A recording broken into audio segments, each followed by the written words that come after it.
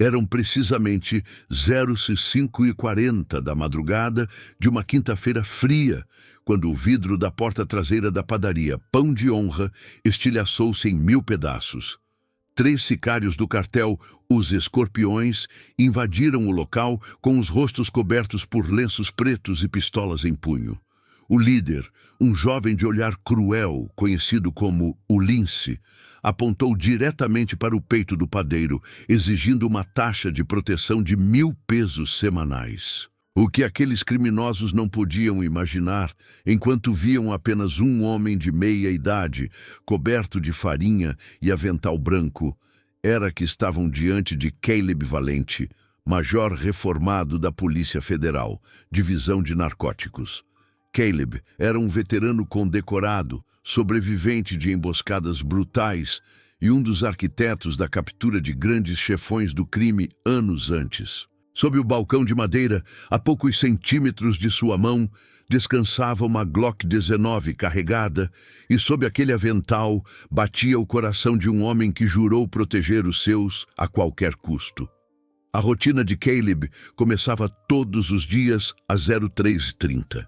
Ele deixava sua esposa, Isabel, dormindo na pequena casa na colônia Ferrocarril e partia para a zona leste de Guadalajara. A padaria era o seu refúgio, um recomeço após uma operação em 2020 que lhe custou o tímpano direito e a vida de 2 companheiros de farda. Para a vizinhança, ele era apenas o Sr. Caleb, o homem gentil que assava os melhores bolilos da região. Ele nunca revelou seu passado. O anonimato era sua única couraça. No entanto, o crime organizado não respeita reformas. O cartel, os Escorpiões, vinha asfixiando os pequenos comerciantes locais, cobrando o direito de solo sob ameaça de incêndio ou morte. Caleb ouvia os rumores, via o medo nos olhos dos vizinhos, mas esperava que sua discrição o mantivesse fora do radar. Enquanto Caleb erguia as mãos, brancas de farinha até os pulsos, seu cérebro operava como um computador tático. Ele não via apenas 3 ladrões. Ele via 3 alvos. O Lince, o mais alto e agressivo, tinha uma tatuagem de escorpião no antebraço e segurava a arma com uma confiança amadora. Os outros 2 flanqueavam as janelas, vigiando a rua deserta. "Por favor, acabamos de abrir. Não tenho dinheiro ainda", suplicou Caleb, usando sua vasta experiência em negociações para desarmar a guarda dos invasores. O Lince riu, um som seco e sem humor, e chutou um saco de 20 quilos de farinha, espalhando o pó branco pelo chão de cimento como se fosse neve contaminada. Naquele momento, a ameaça tornou-se pessoal quando o sicário mencionou a família de Caleb. O calor da adrenalina subiu por sua coluna. A linha vermelha tinha sido cruzada. Caleb sabia que Isabel chegaria às 9 para ajudar no balcão e que sua filha, uma jovem professora, passaria a tarde. A padaria não era apenas um negócio. Era a materialização de uma vida de trabalho honesto, construída com as mãos que prenderam centenas de criminosos ao longo de décadas. O aroma de fermento e lenha queimando no forno de tijolos era a única coisa sagrada que lhe restava. Ao ver o Lince se aproximar para arrancar uma medalha de prata de seu pescoço, um presente de aniversário de 25 anos de casamento, Caleb decidiu que a hibernação do Major Valente havia terminado. O silêncio da madrugada estava prestes a ser interrompido pela autoridade de um homem que nunca esqueceu como combater a escuridão. O erro tático dos sicários foi o excesso de confiança. O Lince reduziu a distância para menos de 2 metros, baixando o cano de sua pistola enquanto examinava a medalha de prata de Caleb. Foi o momento exato. Caleb agiu com um movimento fluido, gravado em sua memória muscular por 25 anos de treino de elite. Ele se esquivou para baixo do balcão, enquanto sua mão esquerda buscava o punho da Glock 19. Em menos de 2 segundos, a situação inverteu-se completamente. "Polícia Federal, larguem as armas, mãos na cabeça e joelhos no chão", A voz de Caleb rugiu, com uma autoridade que congelou o sangue dos jovens criminosos. A arrogância no rosto de Ulince transformou-se em confusão e terror absoluto.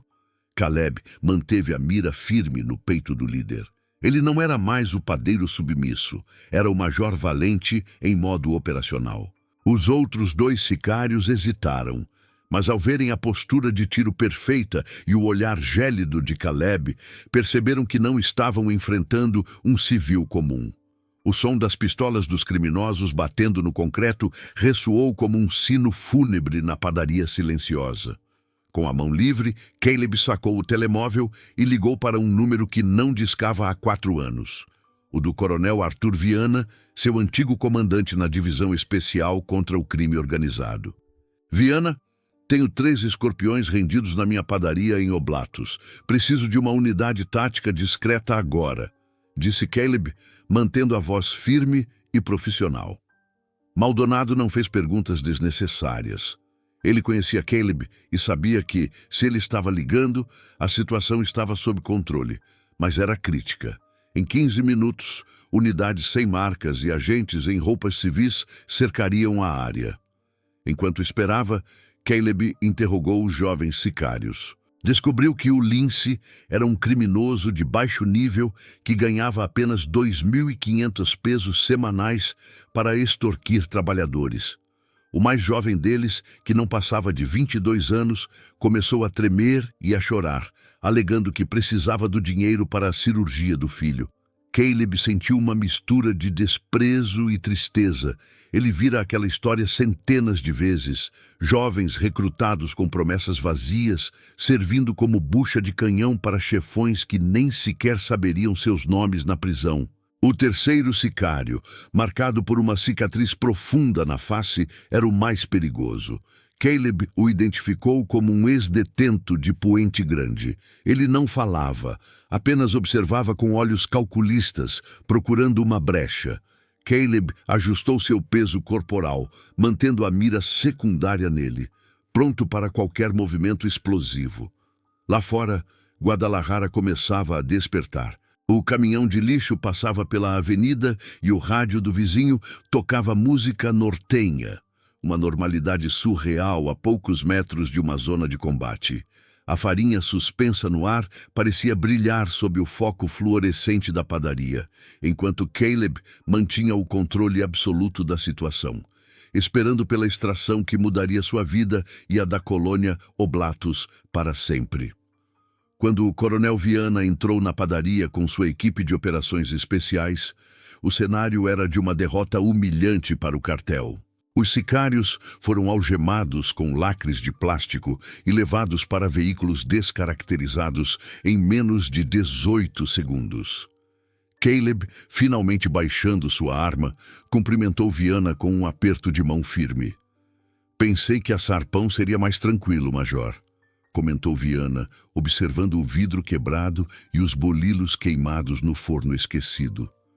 No entanto, a conversa tomou um rumo sombrio quando Viana revelou os resultados preliminares dos interrogatórios feitos nos veículos. Um dos sicários era sobrinho de um antigo companheiro de armas de Caleb, o capitão reformado Marcos Fuentes. A conexão era alarmante. O jovem sicário confessou que a padaria Pão de Honra não fora escolhida ao acaso. O chefe da praça, um homem conhecido como o Jaguar, ordenara especificamente que aquele estabelecimento fosse extorquido para testar a lealdade da zona e verificar se o padeiro tinha realmente o passado que os boatos sugeriam. A identidade de Caleb fora filtrada. Alguém dentro do sistema ou da vizinhança sabia quem ele era e o marcou como alvo. A ameaça não era apenas um cobrador de rua, era uma operação de inteligência do cartel para eliminar um potencial inimigo interno. Caleb sentiu o perigo escalar. Se os escorpiões sabiam quem ele era, Isabel e seus filhos estavam em risco imediato. Ele concordou em colaborar em uma operação consultiva para desmantelar a célula do Jaguar. Durante a tarde, Caleb e Viana mapearam a estrutura do cartel em Guadalajara. O Jaguar operava a partir de uma casa de segurança em Tlaquepaque, controlando 12 sicários e movimentando milhões de pesos em extorsão.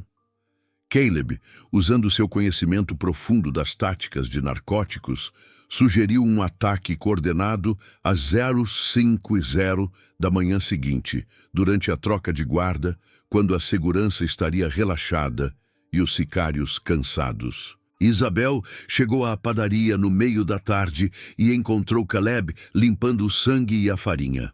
A conversa foi difícil. Ela vivera 30 anos rezando para que ele voltasse vivo de cada turno, e agora o passado batia à porta de seu novo lar. Você agiu porque é quem você é, Caleb, disse ela com uma resignação amorosa. Ela entendeu que Caleb não poderia simplesmente pagar e se calar. Isso apenas convidaria mais violência. Às 23h, Caleb vestiu suas botas táticas e o colete nível 3 que guardara no armário. Ele não entraria na linha de fogo, mas estaria na unidade de comando, aconselhando Viana em tempo real. O padeiro estava prestes a entregar a última fornada de justiça para os escorpiões. O operativo em Tlaquepaque foi uma obra-prima de precisão militar.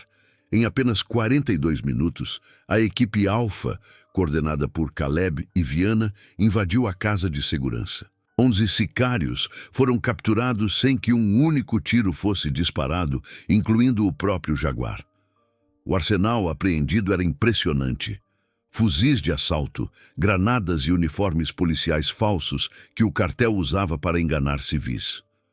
Mais importante ainda, Caleb encontrou os livros contábeis do cartel, que listavam centenas de pequenos negócios extorquidos na região.